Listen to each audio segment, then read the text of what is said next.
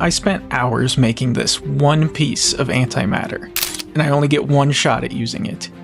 But if this works, I can finally turn my Mekasuit into this.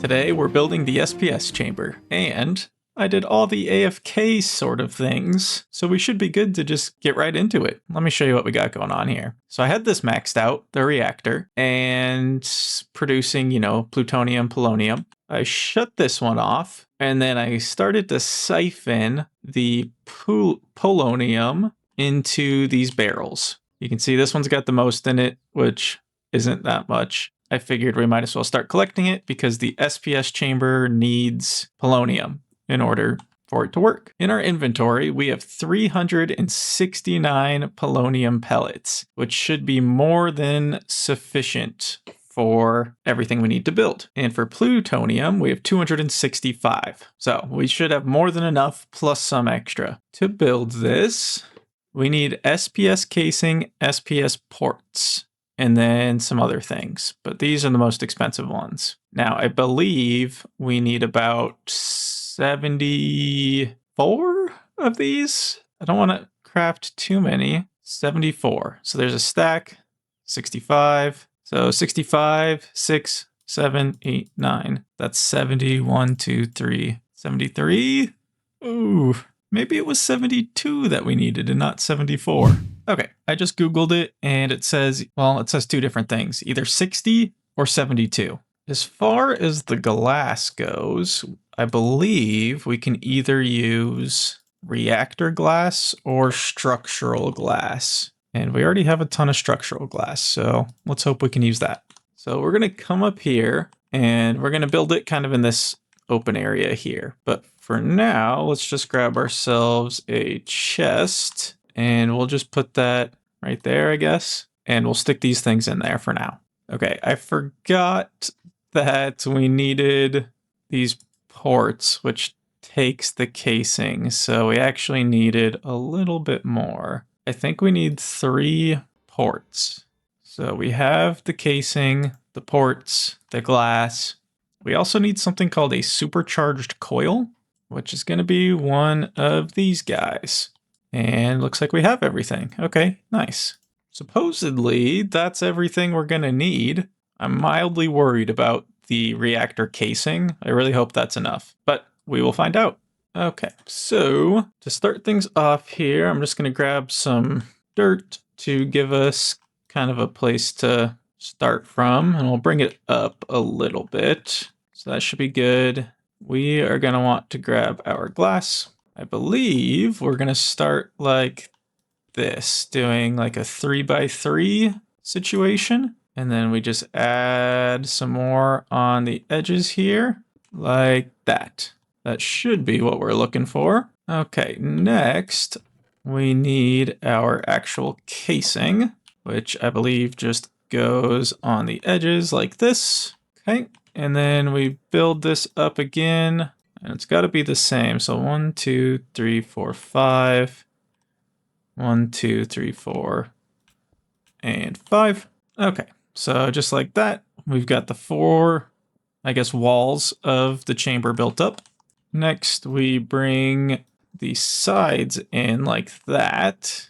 Okay, next we're gonna fill in the spots here. So one like that, that, and that to kind of close in the sides. And boom, boom, boom. And there we go. Next up, we're gonna build them up on the edges here. Because like with all mechanism things, for multi-block structures, the sides all have to be like casing of whatever you happen to be making. Nothing can be glass. So we closed that all in like that. And then I think we just do the same thing here. Let's punch one out on the bottom. I don't think they have to be in the center, but can be. We'll do one there and one there. So boom, boom, boom.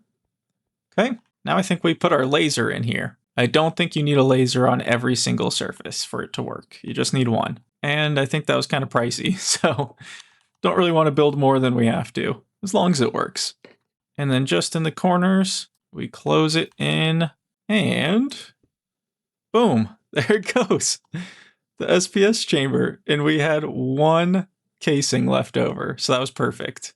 We'll shift click that to change it to an output, and that's where the antimatter will come out, which I think then we need to feed into a chemical crystallizer, something like that, to get an antimatter pellet. And then on the bottom, we just feed in our polonium. So let's see if we can figure that out. Okay, so we're back over here where we are making our polonium. And I have set up a quantum entangloporter as a polonium frequency. And we have gases configured to input. So we should just be able to take our pressurized tube from here, have that connect, and then we will switch this to pull. So we'll switch all of these to pull. I suppose I could just bypass the barrels entirely, but whatever. If we ever run into an issue where we're making too much polonium, which I don't know how we would do that, but if we do, then we can just switch one of these to input instead of pull. But now this should be taking our polonium and putting it into our SPS chamber. That one's not hooked up yet. So this, I mean, where's it all going? Because it should be in here, right? Gases, input. But then if you look at the top, it doesn't say it's holding anything. Okay, now that we're back, let's put this right here and grab our pressurized tube. And then is this something I can like configure? Or how do I put things into it? I just like put it on top like that. So what happens if I say pull, pull? We might have to do this the hard way because this isn't working. Okay, so the hard way is me crafting up tons of pressurized tubes. I'm not thinking of any other ways at the moment to get the polonium over there. We'll bring this off to the side here, and I'm just going to run it straight across for now. And if you guys know of a better way to do it, please let me know, and we can change things up in the future. Okay, so I just finished, you can see it in the background there, running the cable for our polonium all the way across. And yeah, it doesn't look the best, but it's all plugged in, and we actually had just enough. Like we didn't even have one left over. So somehow I crafted the perfect amount, and we'll just make sure. Yep, we got fissile fuel in there. Okay, activate. We're gonna come out here. You can see our line is filling up, and I'm gonna switch these to pull from all these barrels. Okay. So if we fly on over, actually, let's just double check again. I don't want this to blow up. Okay, should be good. So if we follow our pipe on over, and it is running all the way to the top, and you can hear it and see it. Look at that. The polonium is feeding in, and our, whatever that is, the supercharged coil is producing plutonium or antimatter for us. So that is awesome. I can't believe it's actually working. So our other port is right here. Let's go chemical crystallizer. We'll put that right there. Oh, I'll move it over one actually. And then this is, let's see if, okay, the pressurized connects. So we'll go ahead and bring this on down. And we can see we've got antimatter in there. Input should be on. Hey, where'd you come from? Guess we need to put some torches up here. Okay, let's say that this is going in. Oh, it's still got the lithium in there, that's why. So we need our dropper to take that out, and that is filling with antimatter. Lastly, we will take one of these, set it to energy, and take our universal cables, connect those up. Now once we get, I believe it's 1,000 millibuckets, that should give us our one antimatter pellet that we need. All right, so I'm just going to be running back and forth here for a while, making sure we have enough fuel and that we're constantly producing what we need for our antimatter. So I will bring you back once we are good to go with our one antimatter pellet. So see ya in a moment. And so we waited and waited and waited and waited. But we finally made it. We were able to craft our antimatter pellet. And with it, we were able to reach the Elytra upgrade.